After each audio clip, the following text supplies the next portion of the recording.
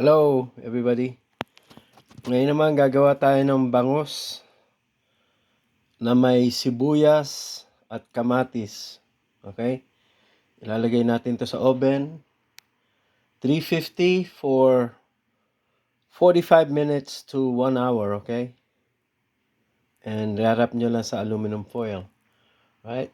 Lagyan nyo ng konting asin, paminta, garlic powder. Tapos meron din konting garlic na nilagay ko dyan kasi may garlic powder na.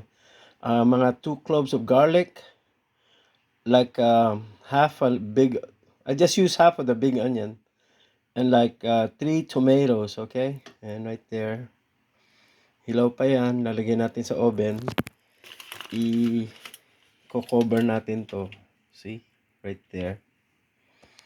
Okay, and then we'll wrap it up in aluminum foil and put it in the oven for 45 minutes to 1 hour, right? Bangus na may sibuyas at kamatis. All right, thank you. Bye.